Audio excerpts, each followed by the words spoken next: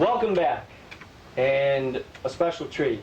I always take great pride in being able to introduce the individuals we have with us as guests on the Martial Arts Today show, and today we have with us Mr. Larry Hartzell, and it's a pleasure having you with us today. Yeah, you've done a great deal in the area of the martial arts. You know, you've covered a lot of areas, but let's go back to the beginning. How'd you get started? I actually got started when I was 15 years old in judo. So you started in judo? Yeah, I won my black and took 5 years as Shodan. And in 1961, at that time I had a football scholarship, and I met a Korean foreign exchange student, sort of got me into karate, the aspects of the Korean forms of fighting. And at that time we only had 2 books out on karate. The one was by Hidetaka Nishiyama, one by Ed Parker. And the third one actually was Masuta Suoyama, Kaioshinkai. And I started reading that, and I was fascinated by the mental discipline. Yep. And so the college I was playing at dropped the football program, so there went my football scholarship. Oh, jeez. And I decided to come out to California and just explore various different degrees of martial arts. And my first instructor was Hidetaka Nishiyama at UCLA at that time, 1961. And then I met Ed Parker and Dan Inosanto, and I've been with Dan basically. So right now, what school are you working with now? Because you're involved with the school, actually helping as an instructor, aren't you? Yes, I'm with the Inosanto Academy in Marina Del Rey. In Del Rey, right I'm on now. the staff. All right, that's great. But you spend a great deal of your time touring and lecturing at seminars. That I do. Almost too much. Yes, perpetual stage of jet lag. Next week I'm going to Edinburgh, Scotland. This will be my 5th trip across. I've been to Australia 5 times. What kind of areas do you work when you're doing a teaching seminar like the one in Scotland? What are you going to be working on? What do they want from you? What are they expecting? Basically, I'm not known as a kicker. As in Jeet Kune Do, they specialized me. Dan took me because of my size, and he specialized me in the grappling and locking techniques and takedowns and the trapping from the close range combat and from the boxing aspect. I've been a former sparring partner for a couple of champions in boxing many years ago. I don't want to quote my age. No, that's all right. This is in the Southeast. It sure doesn't show when you're working with the people. So, I mean, you know, age is all a matter of mind. It's just a state of mind. I hope so. Okay. Now, I was looking through, and there's so many things. You have a book out. You've got an instructional videotape out. You've got another one coming out too, don't you? Yes, I have volume 2 is already out, and I have 3 out, but we haven't edited them yet. So within the next year we should have 5 volumes. All right, and that focuses on your strength, which is the ground or grappling techniques, controlling the opponent. And the entering from the kicking range to the boxing range to the trapping, and the final range, which is the grappling range. All right. So literally, in stages, you identified it as a kicking range, and then a boxing range, and then the grappling range. Yes, from my my license instructor, Bruce Lee. I was with Bruce Lee for 3 years, and he opened my eyes to exploring different concepts of fighting. He borrowed basically from 26 different systems. Yeah. From the Western boxing to Thai boxing, Northern kicking styles, and he borrowed and put form his concepts of fighting, Jeet Kune Do, and we're still progressing on that mode. All right. Right now we're exploring Pinjak Silat from Paul de Tours. That's quite popular in California right now. Right. Then 2 years ago it was Thai boxing from Chai Sarasut, my Thai boxing instructor, which is some of the hardest training I ever did at my age. And, all right. Well, you say age, and I know that.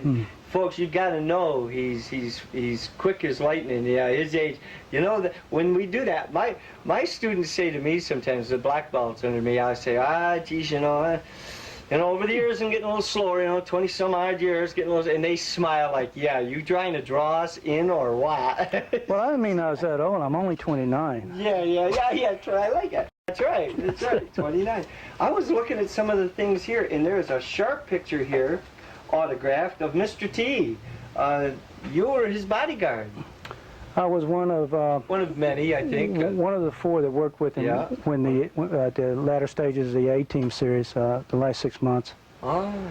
And I traveled with him to the Jerry Lewis telethon. He bought us $500 seats to the first Spinks Holmes fight when Spinks took the title away. No, we talked off camera for just a minute. When he was when you went to that fight with Mr. T, and there were 4 bodyguards, you and 3 others. You know, some people don't stop and realize he wears that gold. Well, when he goes out. That is for real. Sometimes he wore it on that occasion, and that's one situation you don't want to instigate a riot. You just want to keep everything cool and get him where he has to go with the least amount of trouble. So he's wearing $500,000 worth of gold, and you're trying to get him out before people reach out. And all of us have been trained in practical pistol shooting, combat shooting also, which is one of my forte. And I've worked for different people. I've worked for wealthy Arabs and Israelis as personal bodyguards in Beverly Hills.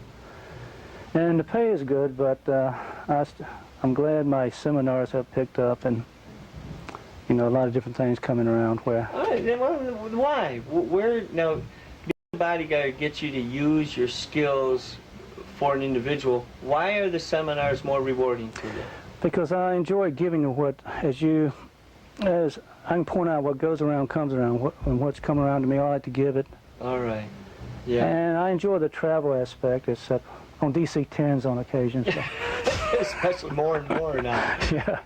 But that given is very fulfilling. You can't do that when you're just using what you have to protect somebody, because you're not passing it on. And because I like to give the truth out about Bruce, because I was one of his original students. I'm still close with the Lee family. Mm-hmm. Since Linda Lee's remarried an old friend of mine, Tom Bleecker, and I was the best man at the wedding. And so a lot of people say a lot of stuff out there, and they didn't even know the man. Didn't know him. And he was a personal friend of mine, along with Dan Inosanto, myself. Yeah.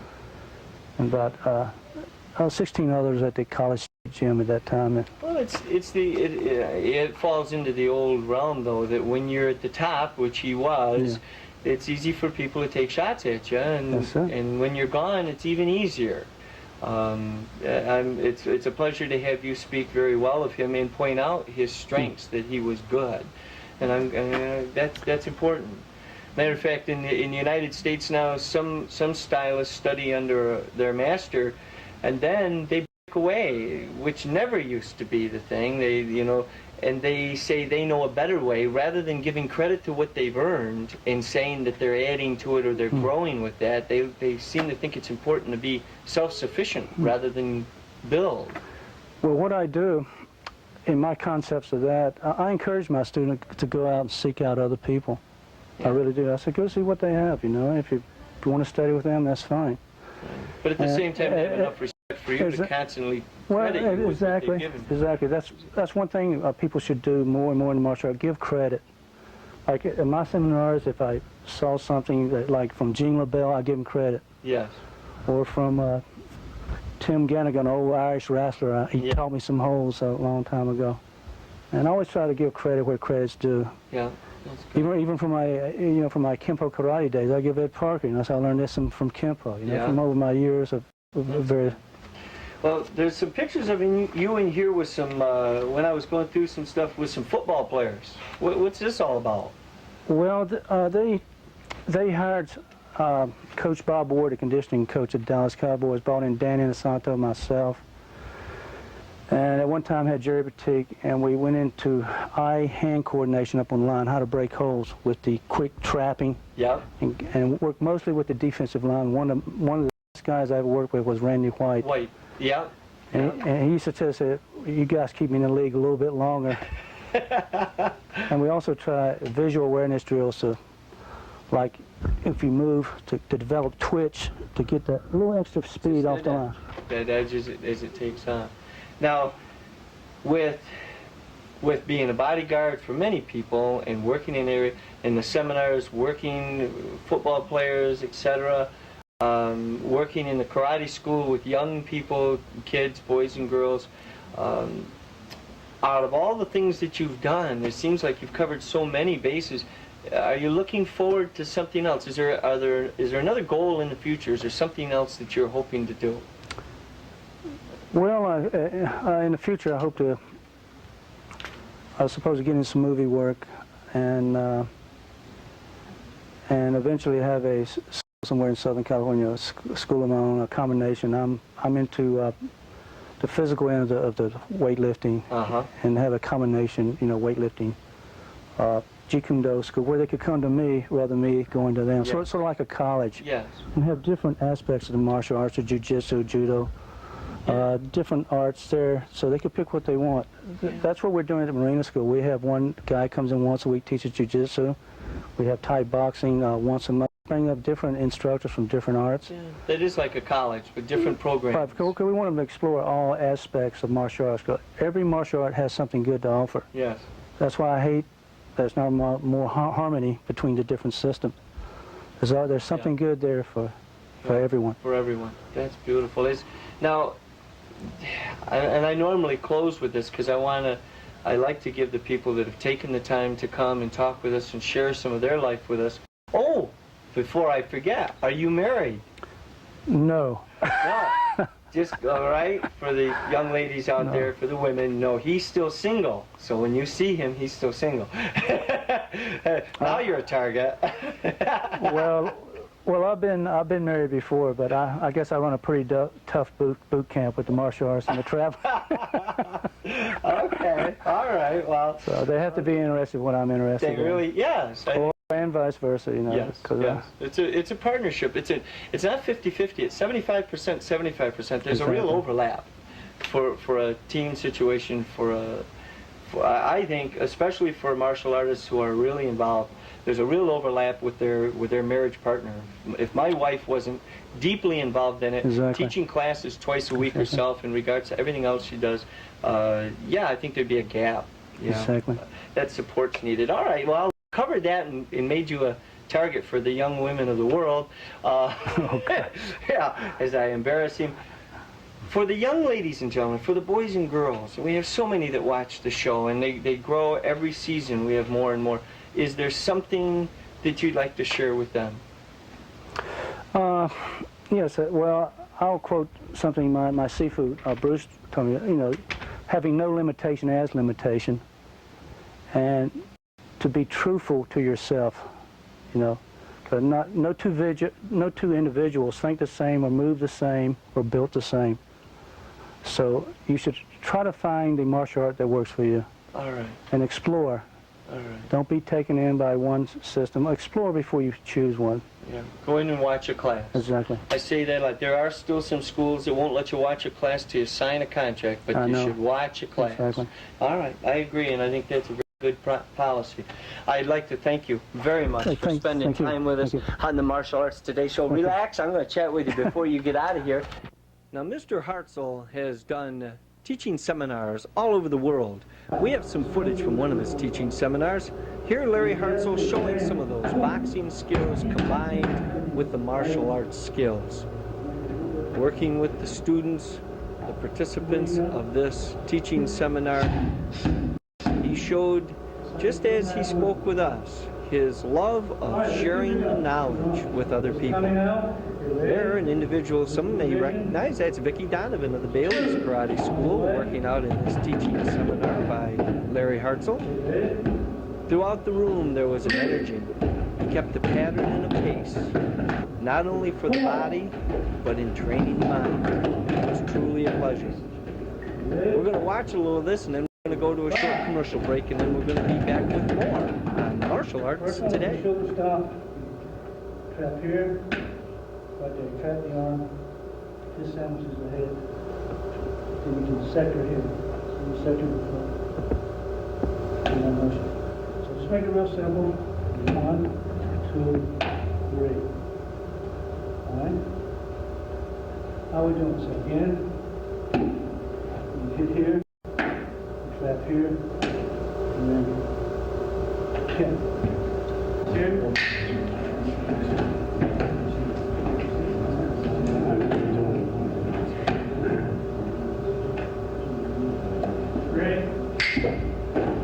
Jab. This intercept is his. You can take it down right in here and then keep that low. But before I get to that point, I want to get you some more defense. The Martial Arts Today show aired on NBC for 12 years, reaching over 3 million homes in the United States and Canada. Its host, Grandmaster Clifford C. Crandall Jr., traveled to 22 countries covering diverse martial arts styles and events. Grandmaster Crandall is the founder of the American Martial Arts Institute and American Eagle Style. He has made numerous contributions to the field of martial arts, producing instructional videos, books, including the American Eagle Style textbook and the American Eagle Style self-defense DVD. These resources share the American Eagle Style with the world and help its instructors teach its students. In addition to traveling around the world as host of the Martial Arts Today show, Grandmaster Crandall has led several martial arts teams on international cultural exchange tours. In 1994, he coached and led the first American martial arts team to perform by government invitation for the People's Republic of China. The team carried letters from President Clinton, Vice President Gore, and numerous senators and congressmen. The presidential letter was read before each performance. A 30-minute documentary was produced to chronicle the trip and its historic significance. He led similar trips to Russia, Japan, Australia, Italy, and the Caribbean. Grandmaster Crandall has appeared in many martial arts magazines promoting safety and awareness for people of all ages and abilities. He has promoted child safety internationally, is the Central New York spokesperson for McDonald's Corporation, and set a Guinness Book World Record for breaking boards while skydiving as a publicity effort for the need for child safety education. Grandmaster Crandall is also the headmaster of Takenouchi Hanganru Matsuno Crandall, a 300-year-old Iaido style. Grandmaster Crandall's certified position and title were bestowed to him by his late instructor, Headmaster Tsuneyoshi Matsuno, during a traditional ceremony in Japan in June of 2002. Grandmaster Crandall has documented these styles in both textbook and DVD format. Prior to becoming a full-time professional martial artist, Grandmaster Crandall was a superintendent of schools, a high school principal, an elementary school principal, and a classroom teacher in the state of New York. To learn more about Grandmaster Crandall and the American Martial Arts Institute, visit www.amai-eaglestyle.com.